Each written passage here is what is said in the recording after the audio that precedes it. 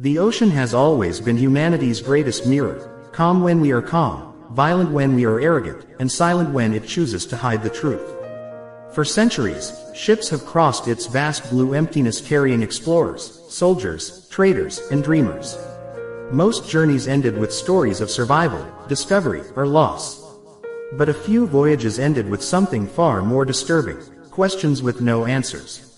Among all maritime mysteries, one stands apart not because of what was found, but because of what was missing.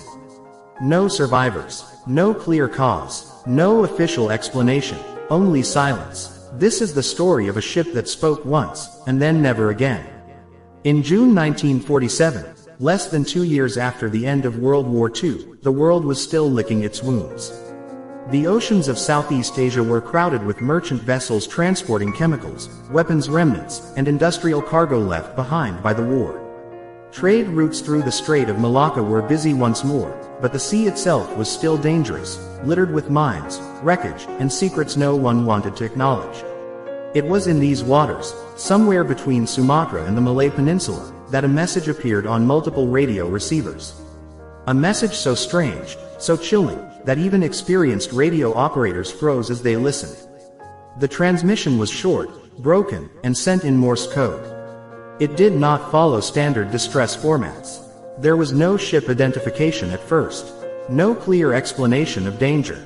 Just a sentence that immediately triggered fear. All officers including captain are dead, lying in chartroom and bridge. For a moment, operators assumed it was a prank, a malfunction, or a badly trained crew sending a corrupted signal. But then the message continued. Each word felt heavier than the last. Probably whole crew dead. And then, after a pause that felt like an eternity, came the final words, words that would echo through maritime history for decades.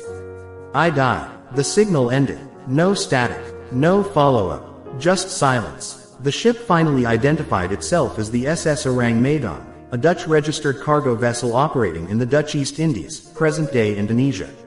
According to fragmented shipping records, the Ourang Medan was traveling from China to Costa Rica, carrying a mysterious mixed cargo. What exactly that cargo was would later become one of the most controversial aspects of the case. But in that moment, none of that mattered. A ship had just reported that every person on board was dead, yet somehow, someone had been alive long enough to send the message. Multiple nearby vessels received the transmission. One of them, the American merchant ship Silver Star, changed course immediately. Distress calls at sea are sacred. You respond. No questions. No hesitation. As the Silver Star approached the coordinates, the crew expected chaos, fire, smoke, damaged hulls, signs of battle or explosion. What they encountered instead was far worse. The SS Ourang Medan was floating quietly. No visible damage, no fire, no smoke, no signs of struggle. The ship looked intact, almost peaceful. The sea around it was calm, as if nothing unusual had happened. The boarding crew climbed aboard with caution, calling out, expecting at least one survivor to respond. No one did. What they found next would haunt every man who stepped on that deck for the rest of their lives. Bodies were everywhere. The captain was found on the bridge, sprawled near the wheel, his eyes wide open, frozen in a look of absolute terror. Officers lay in the chartroom. Crew members were scattered across the deck, in corridors, near machinery, even in their bunks. None showed signs of physical injury. No blood, no burns, no wounds, but every single face was locked in the same expression. Mouths open, eyes staring, arms raised or twisted as if trying to defend against something invisible. Even the ship's dog was dead. What terrified the boarding party most was not the deaths themselves, but the way they had happened. The bodies were cold, despite the tropical heat. Rigor mortis appeared unusually advanced. And yet, there was no obvious cause. No gas leaks detected at first. No poison smells. No chemical burns. Just death. Sudden, absolute, and synchronized. As the men moved deeper into the ship, the temperature began to rise unnaturally. The engine room was dangerously hot, far beyond normal operating conditions, even though the engines were not running. It felt wrong, as if the ship itself was rejecting them. Fearing an imminent explosion, the Silver Star's captain ordered the crew to attach a tow line and prepare to move the Ourang Medan away. They never got the chance. Smoke suddenly began to pour from the cargo hold. Within moments, flames erupted from inside the ship. The boarding crew barely escaped before the fire spread uncontrollably. As the Silver Star pulled away, the SS Ourang Medan exploded violently, breaking apart and sinking into the depths of the ocean, taking with it every clue, every body, and every chance of a clear investigation. Just like that, the ship was gone. No wreckage was ever recovered. No black box existed. No official cargo manifest survived. And most disturbingly, no definitive record of the SS Ourang Medan could be found in Dutch shipping registries. It was as if the ship had erased itself from history the moment it sank. In the weeks that followed, rumors began to spread. Some claimed the ship never existed at all. Others suggested it was a smuggler vessel operating under a false name. But multiple independent radio logs confirmed the distress signal. Multiple sailors confirmed boarding the ship. Something had happened out there, and the ocean had swallowed the evidence. Investigators attempted to reconstruct the final hours of the Ourang Medan, but every theory raised more questions than answers. If it was poison gas, why were there no visible signs? If it was a fire, why were the bodies untouched? If it was an explosion, why was the ship initially intact?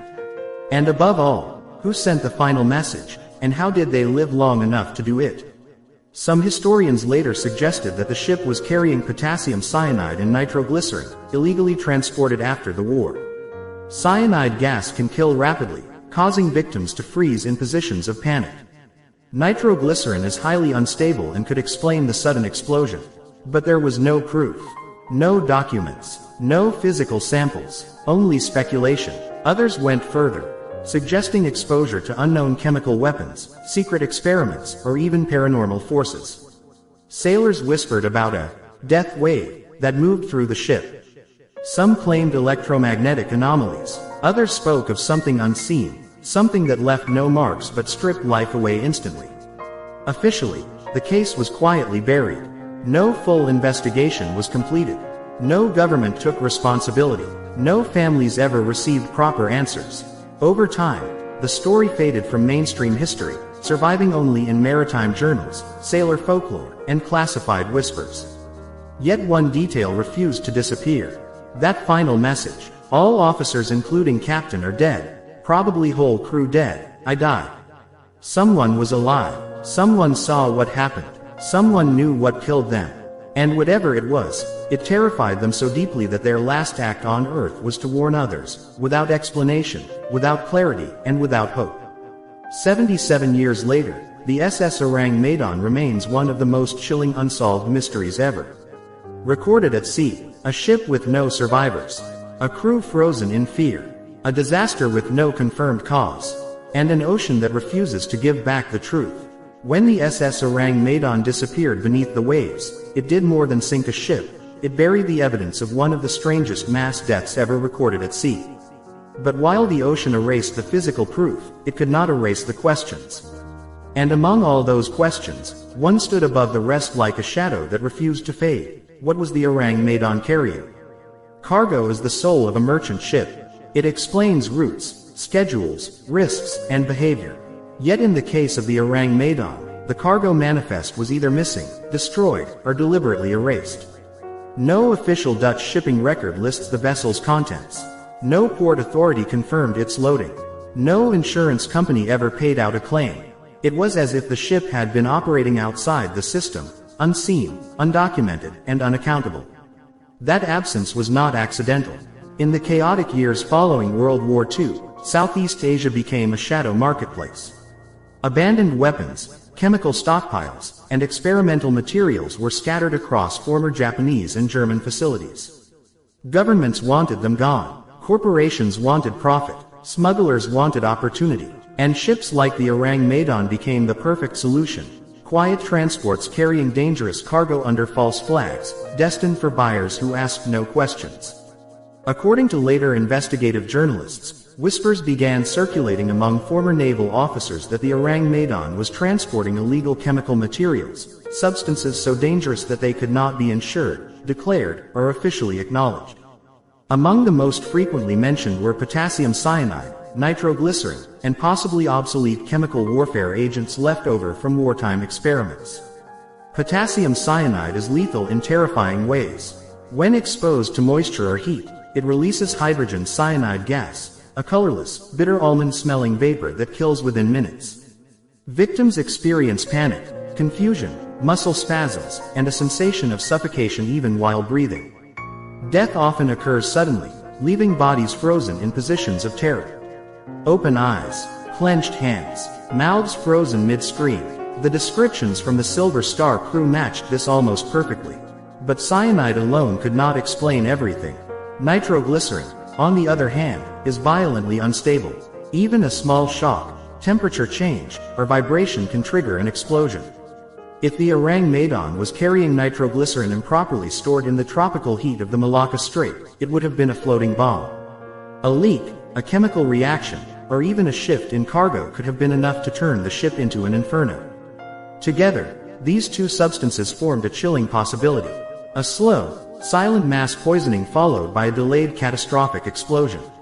This theory suggested that the crew died first, overcome by toxic gas seeping through the ship, while the fire and explosion occurred later, triggered by heat buildup or chemical instability after the crew was already dead.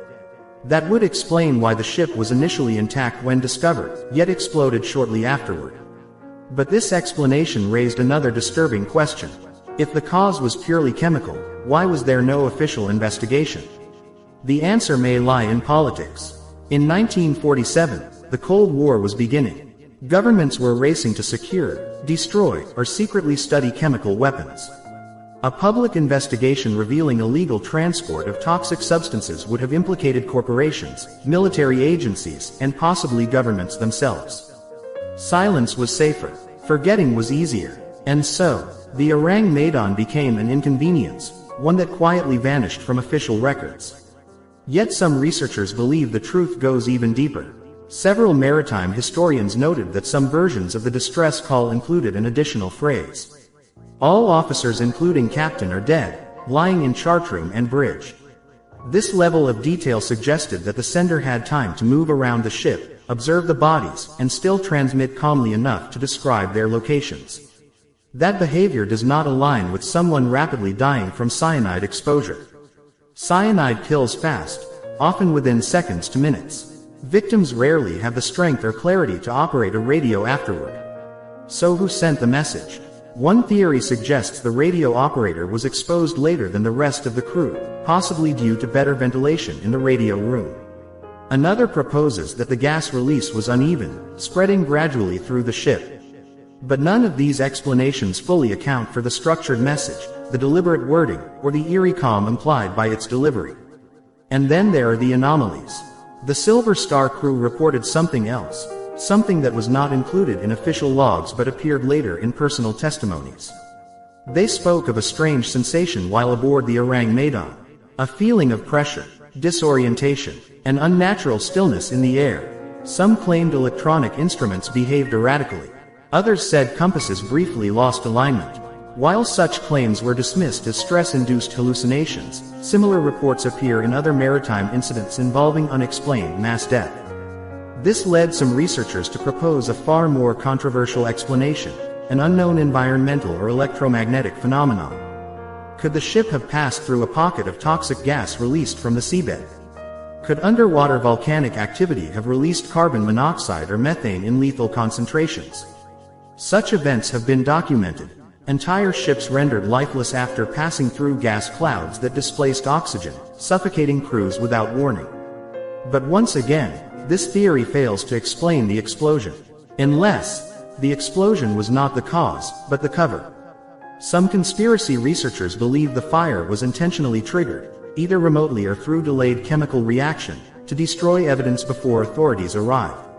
If the cargo was illegal or classified, destroying the ship would ensure silence forever.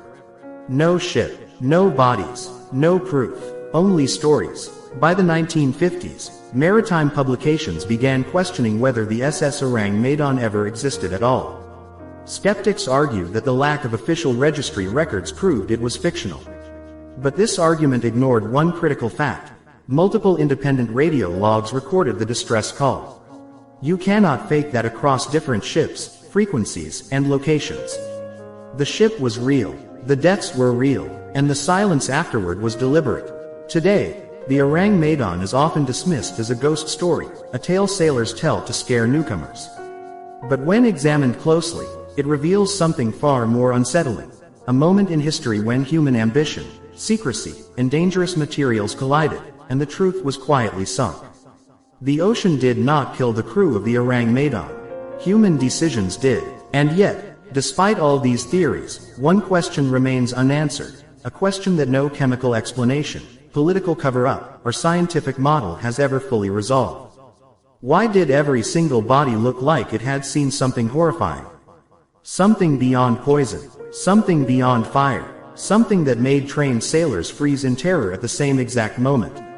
Some mysteries refuse to be solved not because there is no evidence, but because the evidence leads to places humanity is not ready to accept. The SS Ourang Medan is one such mystery. By the time all reasonable explanations are exhausted, chemical leaks, illegal cargo, political cover-ups, something still remains, something heavy and uncomfortable, lingering just beyond logic.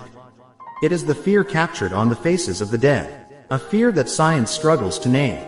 Every sailor who boarded the Ourang Medan described the same thing: terror. Not pain, not panic, terror. The kind that comes not from suffocation or poison alone, but from witnessing something profoundly wrong.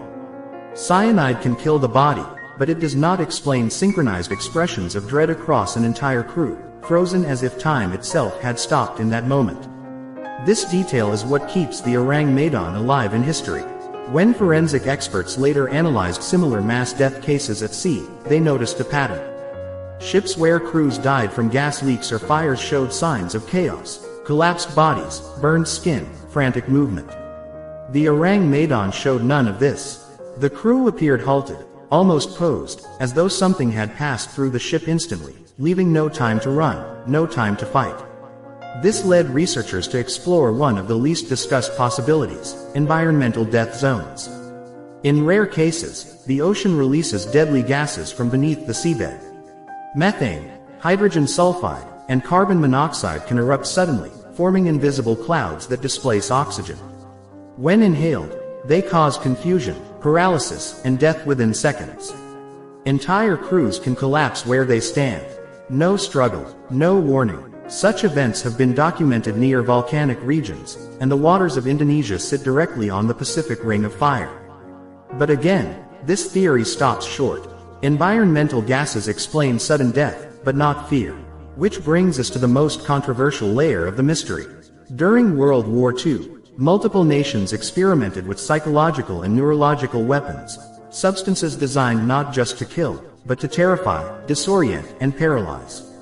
Some affected the nervous system, inducing hallucinations, overwhelming dread, and muscle rigidity before death. Records of these experiments are incomplete. Many were destroyed, others remain classified even today. If the Ourang Medan was transporting such materials, unstable, experimental, or improperly contained, it could explain everything. The frozen expressions, the lack of physical damage, the radio operator's ability to transmit before succumbing, and the delayed explosion that erased the evidence. But there is one final detail that refuses to fit any model. The timing. The distress call was sent calmly, deliberately. The sender had enough awareness to describe the scene. That suggests that whatever happened did not strike everyone at once. It moved, it spread, and it allowed just enough time for one person to understand that no one else was alive. Imagine standing alone on a silent ship, surrounded by crewmates who died where they stood, knowing that whatever killed them is still present. That is not chemical panic.